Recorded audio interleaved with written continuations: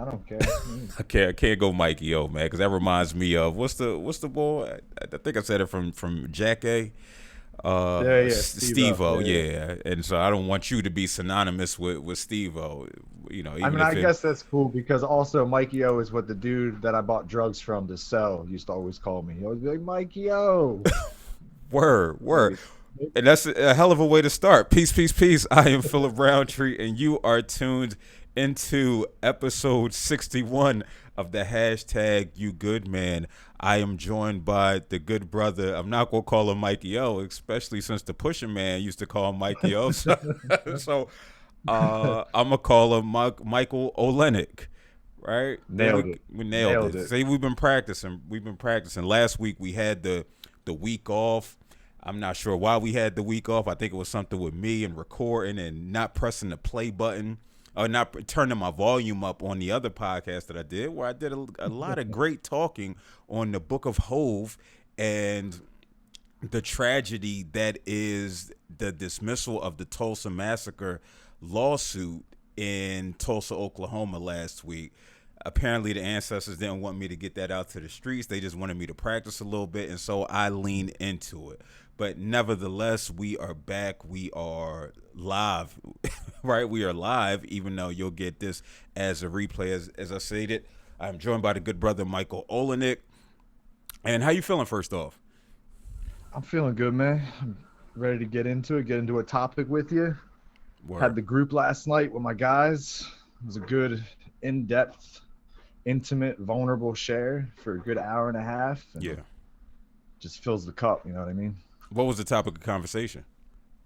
So it's kind of a free flow usually. I bring in a certain topic. One of them was, where do we feel our most complete self? Like, where do we, whether it's people or community, where do we have to do the least amount of self-editing? Where we pocket that part of our personality where we're like, not going to give this to them. So we talked about that, which then turned into, because some guys struggle with figuring out where that is. So then I was like, okay, so where do you feel you're most uncomfortable with yourself? Like, where do you have to do your most self-editing? So then we dived into that for a little bit. And at the very end, there's a free space. I saved like a half an hour. If somebody's got something and they're willing to put it on the floor, we hold it up together. And Yeah. one of the guys put something out there, and we got to really discuss it and get into it. And you just see the point of relation at that point. You know, Okay. everybody Okay. connects. So I'm curious, what did they say, or what was some of the responses to the spaces where they felt like they can be themselves? It was about knowing the other person. It was about already testing the waters to a certain degree and getting the correct feedback, and like trusting our intuition too. We got into a lot of talk around that, of remembering like, yo, at the end of the day, we are mammals, man. We are animals out here, and sometimes it is good to rely on that intuition or that gut feeling, because our bodies will react when we don't feel safe. Yeah. Like, Yeah. bodies will tell us, hey, don't share that. This isn't the right avenue. But there Okay. was, the big realization for me was, the most self-editing I do and the most feared I get, I'm taking away the things that are the most essential parts of me. Hmm. Those are the Hmm. things I'm hiding. Those are the Okay. things I'm scared to give others. And a bunch of the other guys could weigh in on that too and connect and understand of like, yeah, like the things I enjoy most about me feel like the most vulnerable things to give to others. Hmm. Hmm. So they identified people and not necessarily like spaces like work or things like that. So one of the guys was able to pick a person who was pretty close, to being like they can be their full selves with no matter what. And then two of the other guys, they didn't quite have anyone that was within that circle of trust yet, but they had places. One guy loved to go to the woods by himself. He could Okay. just completely be himself, go for a hike, check out nature, be silly. He was talking about how like there's bears up here, so you have to be prepared for that when you're hiking. But Yeah. they're black bears. They're timid, man. You can scare them off. So he's talking about how he makes up silly songs when he realizes there's a bear in the area, and he sings them because it keeps the bear away. And I'm like, Yeah. yeah, play, sense of fun.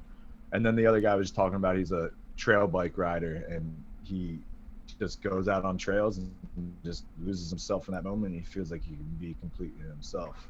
So Hmm. the real wedge is finding spaces of community with people. That's the difficult part. Yeah. Men generally don't have a lot of people that they can drop the guard completely with and just be themselves. Yeah. Yeah. That's interesting because you said the one guy is it's when he's hiking and the other guy is when he's trail riding, right? Like Activity. these activities that allow them Mm-hmm. to do less self editing and show up more like their quote unquote authentic selves. Hmm. That's interesting. Yeah, and that's What been a did you big make of that? that's been a that's been a big theme for us actually, is that the idea of movement with men, it seems to be pretty big on finding that steadiness. When men aren't moving, it gets less steady. It gets more like I should be doing something. So we've tried to do work around that because I don't want men living life like it's a checklist anymore. Like Yeah. it's this constant work list you got to check things off of. So we're trying to figure out, okay, we do have things we have to do, but then we also have things we want to do. So let's try to focus on those activities, the wants. Whereas like hiking or trailback riding, those are things that like they want to do. They don't have to do it. Yeah. So that we can get in touch with that sense of presence instead of the sense of presence that's like, I got to do things. I got to be productive. Yeah, and that's what we talk about that nasty merger of white supremacy, capitalism, and patriarchy all coming together. Like you must be doing something, even Mm-hmm. if it's this idea of rest. Rest is still doing something, right? So yoga might be restful if men are engaging in yoga, right? Which I think there's been a seismic shift, right? Because it's not gay to do yoga anymore. Certain You're social circles, it probably it, is still, yeah. well, facts, right? But it's still this idea of having to do some type of movement. And granted, we are creatures, and we are human beings, and the fact that movement has always been a part of our existence, right? We go from hunter gatherers, but again, it's always related to, we've always associated with some type of work, and now Yeah. here we have like these activities. And so it's important in groups like this where we try to identify other things, right? Like moments of stillness, moments where you can just be. You don't have to exert yourself physically in order to be your best, quote unquote, best self. Mm. Yeah, exactly. And it's like, what's the reason for the movement, right? Yeah. Is it work or is it play? And I think men could use a healthy dose of play in their life. Yeah. Yeah, but I think we've been conditioned to recognize that our play must have some type of movement involved, Mm. right? Where it's some type of physical activity that needs to be taking place. Again, and I'm just working this out So right what you're saying now. is we gotta get men back to daydreaming, laying in What? fields and just staring at the clouds. Listen, I'm even when with I it. think of, yeah, for sure. Even when I think about the brothers who were, it went viral a few months ago, like brothers just frolicking, right? Yeah. Like skipping, they got the phone and it's like I'm frolicking and just in the grass, right? It went viral because it was I don't want to say it was silly in a healthy silly way.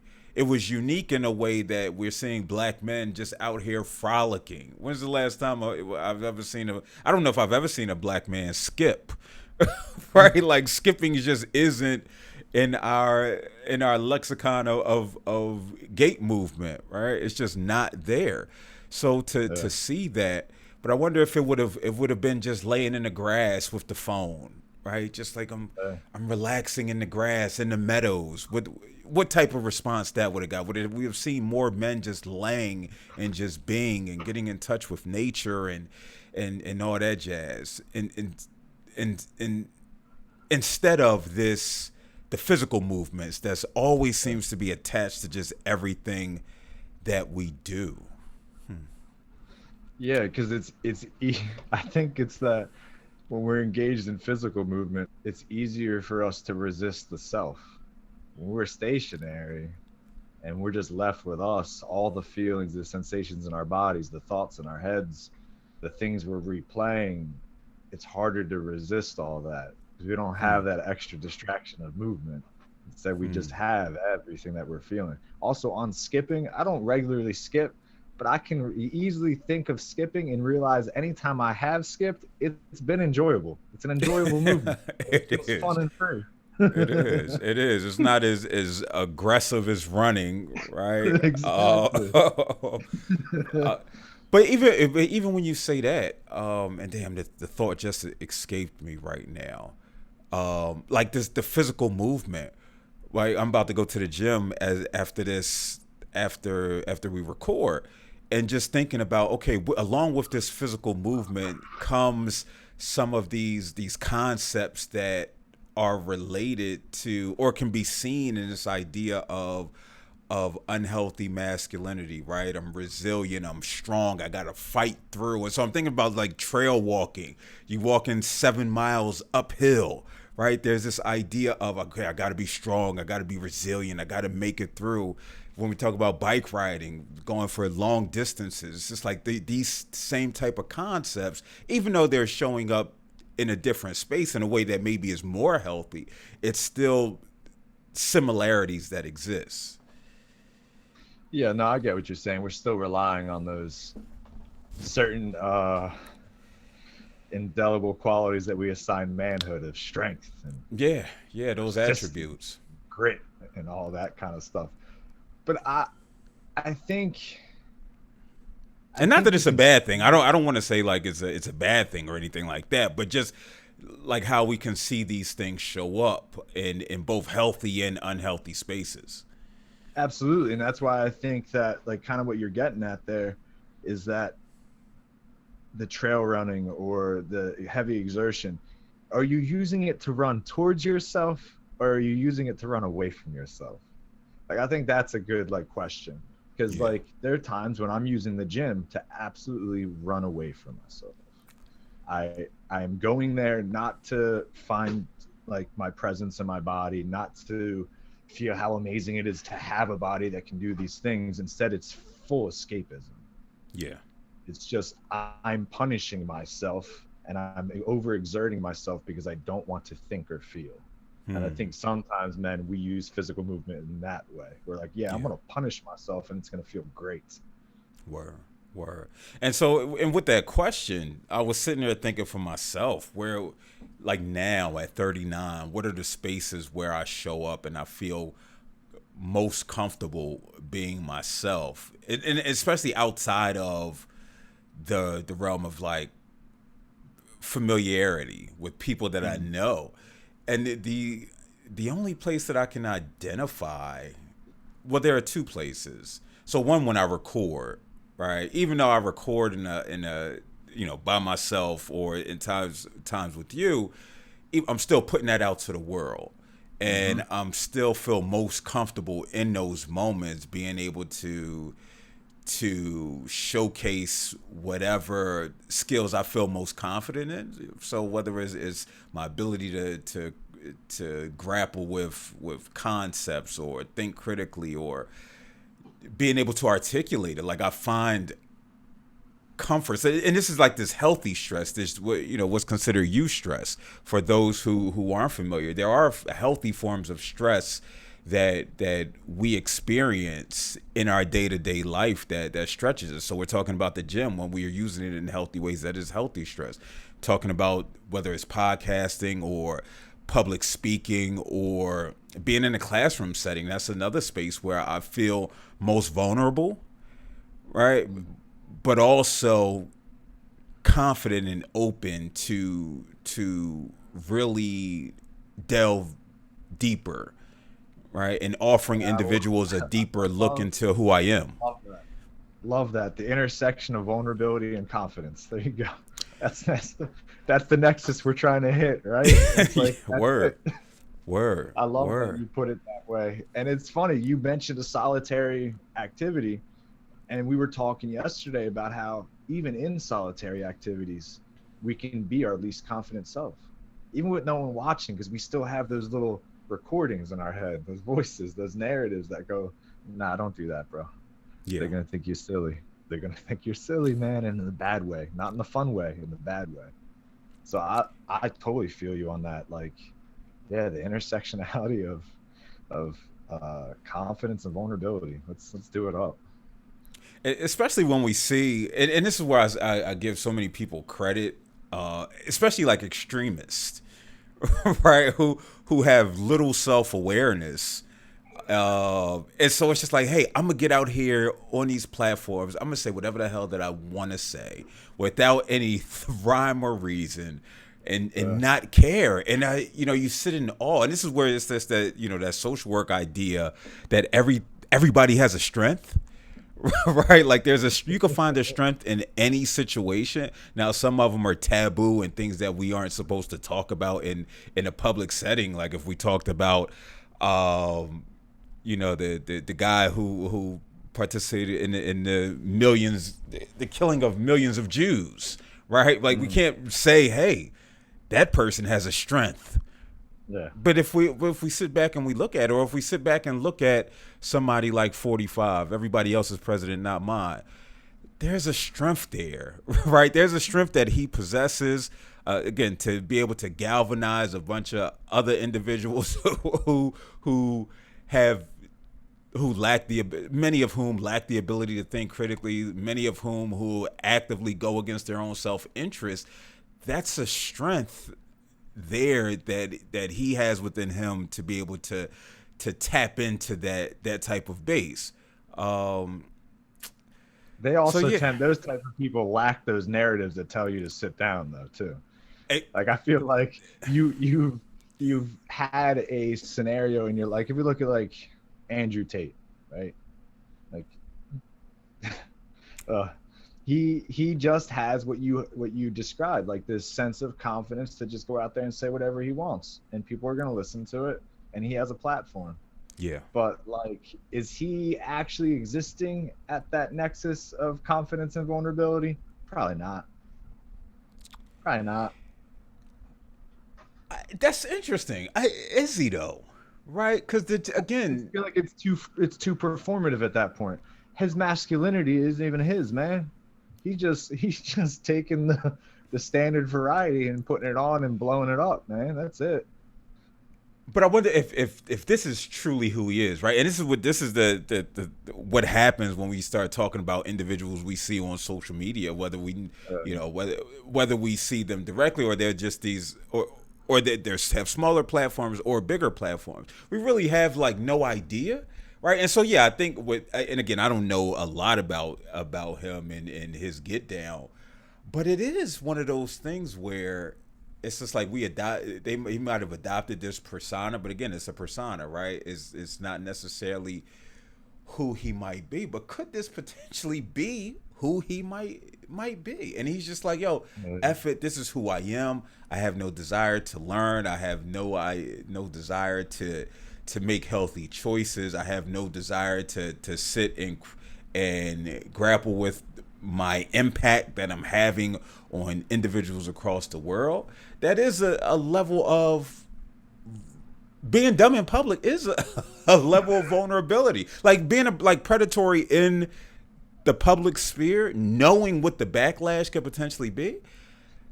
That's a level of confidence and a level of vulnerability and a level of stupidity all wrapped up in one, yeah, right? being dumb in public. Yeah, that is something that, and there's plenty of people that are like that don't have a platform like he does. I Yeah. just think there's got to be. I have trouble believing that there's not a sense of emptiness in that, right? There's got to be, to get to that level, you've had to stop running towards yourself with the movement and running away from yourself with the movement to a certain degree. Like Yeah. I'm gonna change the target a little bit here. Like look at all the staunch politicians that are like anti-LGBTQ. How many of them come out as gay or exposed as gay? Like so many, Yeah. so many. So it's just like, what is that thing in your spirit that you can't sit with, that you're constantly doing this movement that's running away from yourself? Like, what is it? He's got to have that. We think, but again, we got somebody, and I don't know 45 in his days when he is just chilling, is just him and his thoughts, but he's operated this way for 80 plus years, right? Yeah. Like he's so dug into who he is, and I don't think he apologizes. Like he's like, yo, I come into the bathroom, I got these documents. You know what I mean? Like, like, hey, come look at these secret documents in my bathroom. Look at this. I could have gave them back, but I ain't want to give them back. It's just like, fam, you. It's like this ignorance that again, Mm. I wish a part of me at times possessed. Right? I always use the analogy or comparison or whatever with like I wish I was able to work at a fast food restaurant, go home to my wife, and again, this is no shade to anybody that works in these essential spaces, right? And just be numb to it all, right? And Mm. just and not have any thoughts or feelings about it, where I can just go, I'm gonna be here for 8 hours, I'm gonna go home, kiss my dog, kiss my wife in that order, and just keep it and keep it moving, and do that every day in and day out, because I do think there are individuals who are just oblivious to everything that's taking place, and I Are just they wonder what that. oblivious, Go or ahead. are they tired? Are they oblivious, or are they tired? Like, do they not have the energy to care about the other things? Like with people like 45 or Andrew Tate, they're making a decision to separate from community to some degree. Like, they're choosing to be the solitude of man, right? Like, they're choosing to be that kind of a man that's they think is like they see themselves as visionaries and things like that. But they're making a conscious decision to ignore the noise. I feel like the other scenario you're describing, I think they're probably just too tired to pay attention to the noise, man. And maybe they get into the place of, what do I do from here? Yeah, yeah. I again, like if you've lived on a farm your whole life and you just know farm life and you really have no interaction with the outside world, and you just living, like that level, I guess, that level of peace, that level of tranquility, and not to say that things don't necessarily arise in their existence, right, that can take place on a farm, but it's just like, oh, my tractor broke, I'll get it fixed. I'll fix it myself and just keep going. Not to say they don't have things that they have to navigate, right? But it's still, and I think this is where it comes to like individuals who consider themselves intellectuals, who are self-aware, who've been working to be self-aware. It's ultimately bringing in a lot of added stress. It's this guy. I want to say his name is. This is back when I was in my bodybuilding days, and he is no. I mean, he's noteworthy because he's a human being, but nobody, not a celebrity or anything. It's Jake. I think his name was Jacob Orms, and he had posting, thinking about my mental health is fucking with my mental health. And that resonated because we become hyper focused on our thoughts, feelings, and emotions to the point at times where it incapacitates us, right? Till it brings in added stress, right? Like, how am I feeling in this moment? Where again, it takes away from this ability to just be. And so I guess when I'm bringing up the farmer or the individual, it's just like, yo, you want more moments of being, but I don't necessarily see that for myself. I don't see myself as somebody who perpetually be in a state of just being, because that's not how I'm wired. I've long given up on this idea of I could just float through this world. That's just not who I am. But with that comes so much. Yeah. I mean, I'm gonna be honest. In another lifetime, I absolutely could have been a farmer. I could have got down with that life. And like, the farmer still has concerns. It's just like you said, he's able to corral them to the concerns that actually affect his day-to-day life.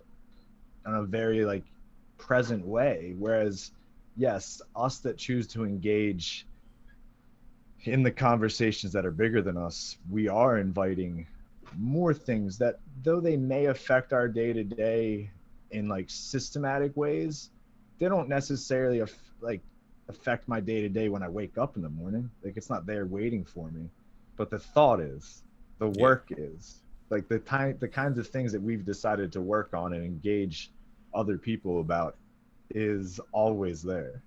So I totally get you on that. And I think that's, I mean, for you and me, at least I can say this, that is the work, that is me running towards myself. Yeah. That is me Yeah. answering a calling. I have a certain set of skills. I'm good at disarming people. I'm good at speaking. I'm good at writing. Like, put those to work. I'm not a farmer. I can't grow a bunch of crops and take care of the animals. So maybe that's what, I mean, I feel like that's where you've spun us at this point, is that when it comes to whether or not we're moving or stationary, what is the work we've decided to give to ourselves? Yeah. You know what I mean? Yeah.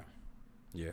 It's that old line, heavy is the head that wears the crown, right? Like once you and whatever your respective crown is, like once you make that decision that this is the way of life that I am going to adapt, you lean into it. So if we're talking about the farmer, right, who's listen, that's a heavy crown for them, right? And so to have to navigate all that comes with it, I think for the those who desire to have a higher level of self awareness and are intellectuals in that space, it can be an exhausting crown, right? Having that crown on can result in just this level of exhaustion. I remember seeing a statistic. This was some years back when they were talking and it spoke to individuals with advanced degrees had a higher percentage of navigating, I believe it was depression and anxiety, right? And I can see that, right? Outside of the just the work that comes with the task at hand, right? So the achievement of whatever the degree is. But then the constant thinking Mm. that's a requirement of achieving what it is, right? And so you can't necessarily turn that off. Like this doctorate degree has been done for some months now.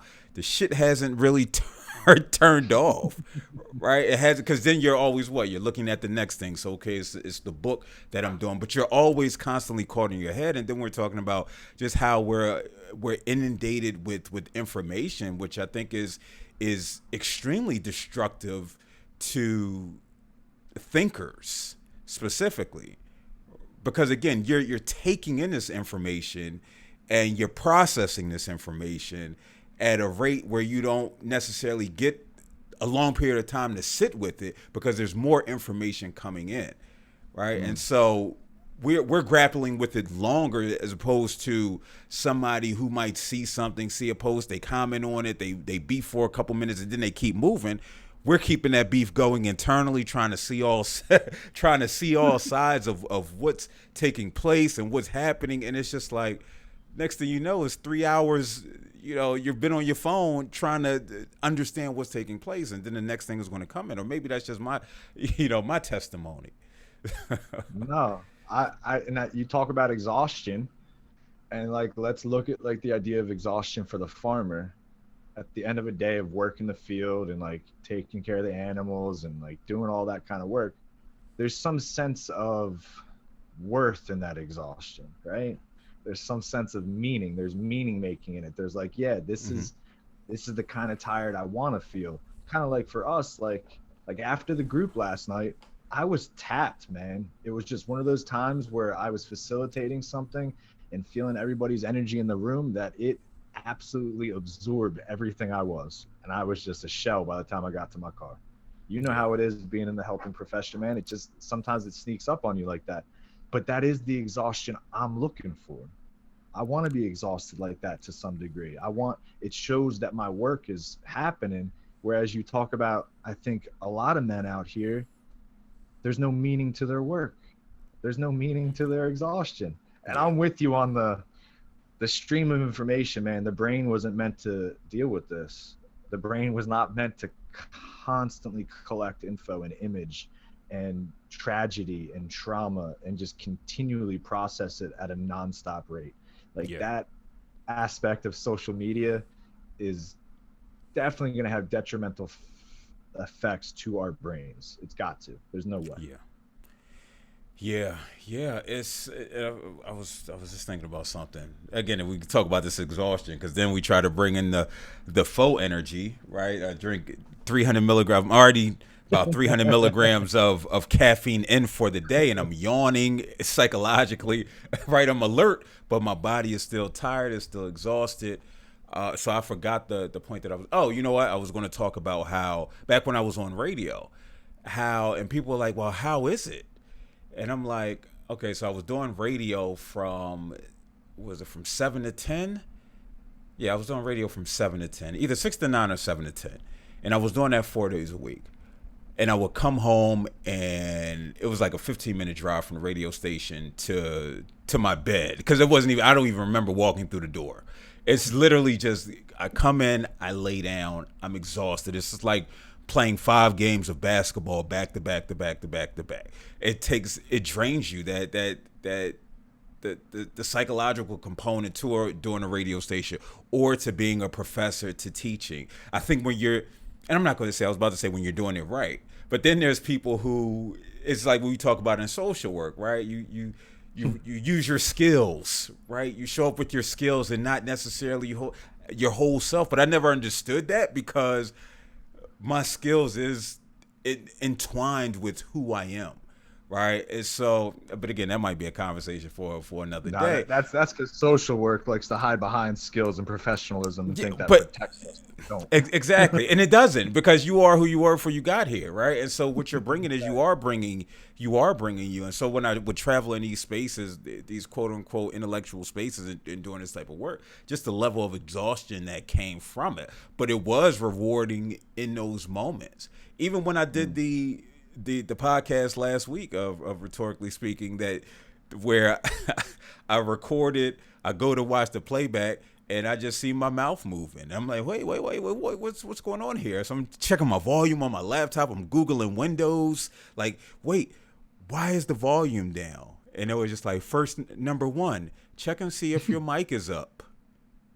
And I went to look at my shit. The most basic thing, right? But then we talk about just initially in that moment, it's just like I wasted 50 minutes. I didn't accomplish anything with that 50 minutes instead of it being a way that I was able to hone my skills in that moment in time, being able to have a conversation, even though it was by myself, right? And being able to get my thoughts onto paper and then onto what I thought was screen, and not showing self enough love because again, there has to be something tangibly produced when men do any type of work. And if it's not, what, you're a failure. You didn't accomplish anything. And so we become nothing more. And I said this on, I do a hit in Utica, New York every week. And we become spacely space sprockets, right? We just become cogs in this wheel, and it's just like we become disconnected from it if we don't take time to even see the value in, okay, it may not be value in I'm not going to even say it's not even a value in making the burger, right? Maybe in that physical act of making the burger, but what does the burger represent? I'm going to get this to somebody who needs to eat, who is hungry. I'm doing them a service. I'm helping them out in some capacity, but we're not necessarily taught to look at all the ways that we contribute out, especially if it's an essential job or what some folk consider a menial job. It just has to be some immaculate production that results from it. Yeah, and I think one, you making me want to get on my Marxist tangents, but I'm gonna keep those in my pocket for Oh, now. When you start well, talking for about the sure. meat for the burger and then handing it off to someone, Listen, uh, listen, but I got a post I, coming today religion being the opiate of the masses, Oh, there you what that go. looks like, and what that looks like, how we have this conversation when it comes to therapy, because we telling folk to go to Mm. therapy, and that does shit for the conditions that they live in. You know what I mean? The capitalistic Ooh. aspect of it. So, so, Yo, I can get down on that conversation, Phil. I can get down on that one. so Oh, therapy the becomes therapist is a religion. priest by another name, man. Therapist is a priest by another name. You know what I'm Exactly. saying? Feel good about But bullshit. You know, like, it's crazy. It is, and I've been a part of it, right? But hopefully, well, again, that's a no, I conversation got for you. Yeah, yeah. another day. Yeah, But yeah, what you're talking about with this idea of like you recording all this work and then not having a product at the end, right? And I think I feel like there's two things to that is that we want our work to be connected to others, whether we see it or not. You know what I mean? We want that exhaustion, that toil that we're putting in. Like I feel like a farmer that's producing food for a community feels that responsibility. Like I'm sure there's like maybe not again capitalism, so yeah, corporate farming probably not, but I'm trying to like idealize this a little bit. Some like local community farmer that like is supported by his neighbors.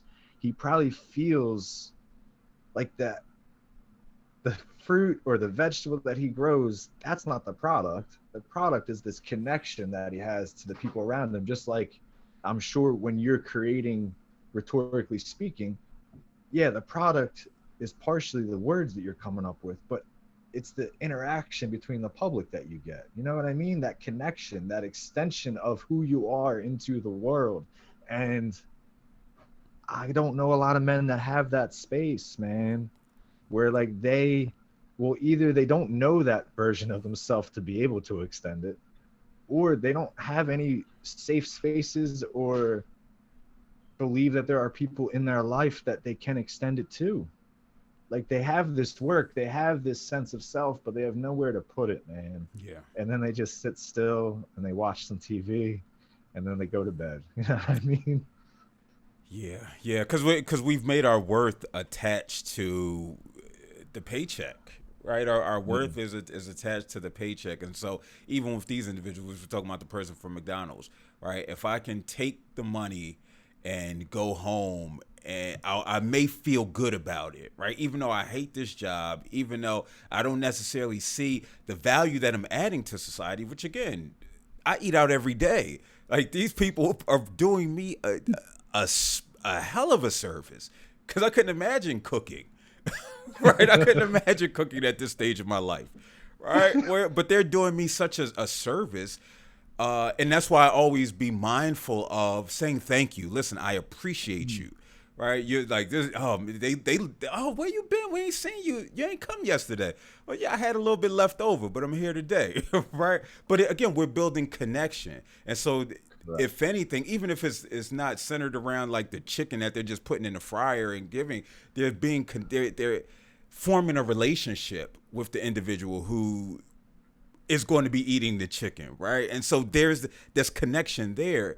But unfortunately, we see so often that the value is attached to the dollar, right? Which Yeah. is understandable because you do have those, the bourgeoisie who is making all the money. I just saw the actor from Abbott Elementary who plays the custodian worker. He showed a residual check of 3 cents. This show has won Emmys, right? Like this show has won Emmys. Shirley Ralph has won an Emmy for this show, and it was 3 cent. 3 cent, and it's playing everywhere. We see what happens in on Netflix and all of these shows. They aren't getting paid, but then I saw something that the homie Mark had posted, where it's just like only a few of the top individuals who are making money, they can take money from and invest like 2% or something like that. And forgive me if I'm messing the numbers up, but they can take the money that they've earned, quote unquote earned, off the backs of the people, and put it in this fund, and it would have enough to fund all of these individuals, right, within SAG after, right, and the writer's strike. But again, it's this want to, it's this desire. But again, it shows how, again, the value. There's just such a disconnect, right? But Yeah. money is how we show the value, because it's not good enough for me to tell this custodial worker in Abbott Elementary, yo, you killed it. That feels good momentarily, but then what? What are you going to do with the 3 cents? Yeah. That ain't gonna pay his bills. That ain't gonna that ain't gonna put food in his fridge or gas in his car. And I and like that's part of the problem too, is that it's hard to convince men not to fall in line when you see that those that are on top are the ones that get to live the life. So men, I feel, fall victim to that quicker than women, of being like, believing that lie of you too can end up there one day if you just grind it out. You just you you grind it out, you turn yourself in the dust. Don't worry, one day you're gonna have enough money that you too will be in that club. And your Yeah. worth and your value will all of a sudden be there for you. Yeah, and you see it so often in these, because I saw something where it said it's just going to be like literally like the summer of unions, right? Where it's, you got SAG after, you got the writers union. You start to see, I'm not sure what's happening with the NFL when their contract is, the players union contract is up, but the running backs, like they're seeing, um, and again, it's all interrelated, right? It goes to these ideas that Marx was talking about, right? Like just the lack of value. Running back Saquon Barkley specifically accounts for, I think it was like 70 to 80% of the Giants' offense, right? They offered him a contract. Well, they didn't know.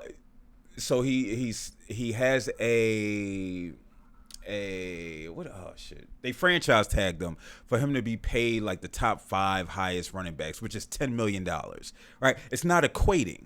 And so here we have this individual saying, listen, well, I'm just going to hold out. But then they met yesterday, and we're recording this on a Monday. Running backs, the elite running backs, met yesterday to just have conversation about it. Meanwhile, the James Robinson was just signed. He's a running back. He was just signed by the Giants, right? Because, hey, we're going to bring somebody in cheaper to be able to do your job. And so what does this say to Saquon Barkley? Just about his worth, about his value. And again, sports is where it becomes extremely nasty when we talking about not only men, women, and non-binary folk, when it comes to just worth, and we talk about just this disparity that's taking place, where it's just like just the value and an inherent value. Like they're telling you monetarily, you're not worth it, right? And what could that do to the self esteem of an individual who has been everything to an organization, been everything to this TV franchise, who's been everything to the job that they've worked at for 30 years, and they become disposable, right? And so then we start to see just the disconnect that takes place, and we start to see like Saquon Barkley, his, and I can't speak for him specifically, but we see it with a lot of athletes, because once they retire, it's just like, oh shit, I don't know what to do with my life, because I've over identified with this role as an athlete for so long that now I don't have it anymore. And that's when we start to see issues arise. And so for me, yeah, I'm sure Saquon will be fine, hopefully. Right? But psychologically, emotionally speaking, you've been doing this since you were a child. And now here you are, and you can't do it. And it's not because of you, it's because of others. I just wonder just the toll that it takes on it takes on men, right? When something like this Yeah. happens, and just the impact. And it's wild because you just did a great parallel for what is occurring to men through patriarchy, of over identifying with a role, and then you turn out, oh wait, this role isn't healthy for me. It's not healthy for the people in my life. These ways that I've been taught to be a man in the world aren't working. And now what do I do? Like, that is that crisis that Saquon's dealing with as a running back, and reaching his pay and being told he's not valuable, is smaller symptom of what happens to men when they realize they can't use the things that they've been given their whole life. Yeah.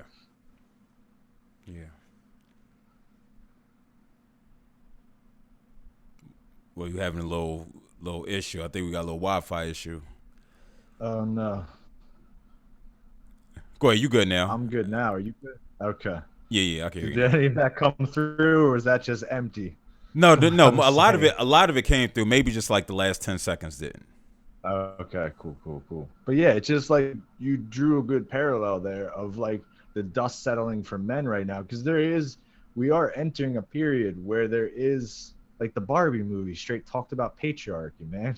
Like the Barbie Here you movie. go with this They're trying Barbie, to use the man. Barbie movie to talk to men about patriarchy. So we are reaching a point where the conversation is going to continue to get louder, but we have to give men a place in that conversation, Hmm. just like the running backs pulling together and being like, how do we respond to the pressure we're facing from here? Like, we need to get men to pull together to be like, what are we going to do from here? Because women aren't going to create the new masculinity. Women aren't going to create the new manhood.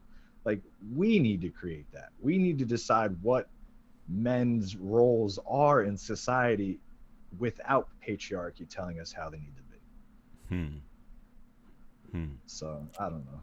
I think And that's yeah, a no. I think that I was gonna say. I think that's a great place to put a pin in it for this week because actually we were gonna the plan was to pick up on the conversation from the replay of the father wound that was on the replay last week. And so I think with putting a pin in it right there and picking up, we can definitely pick up on the patriarchy because again, a lot of this is learned behavior, right? And we're learning this from our fathers, from the male figures that are in our life. So we'll definitely pick up with this next week and have this conversation regarding just the patriarchy and specifically the father wound and how it's important for us as those who identify as men to first recognize what it is, right, and call it for what it is, and then try to learn steps and to unlearn these unhealthy concepts that continue to impact us in every space that we operate. So word. So how can they reach you? Have you changed your names yet to I have Michael not. Lennox? Are you still trying to? I have not changed my handle. One day, maybe it's still Sisyphean absurdity. Listen, it, one day maybe I'll change it. But right now, it's gonna hang how it is. I'm still putting in work on creating a TikTok. It just kills my soul, and I don't know how to engage it. Uh, but yeah, I'm working on building something. But if anyone wants to reach me or chat, DM me, feel free at Sisyphean absurdity on IG. Word. And as always, you can catch me. It's regular. It's PHIL underscore Roundtree. Round is in round. Tree is in tree. Definitely appreciate you, those Right. of you who are tuned in on YouTube and those of you who are listening on whatever streaming platform you're streaming from. Make sure you hit that subscribe button, share with a brother, and like and comment and do all those beautiful things that the algorithm is going to hate on and and not share anyway. But hey, it's all good, man. Until next week, peace.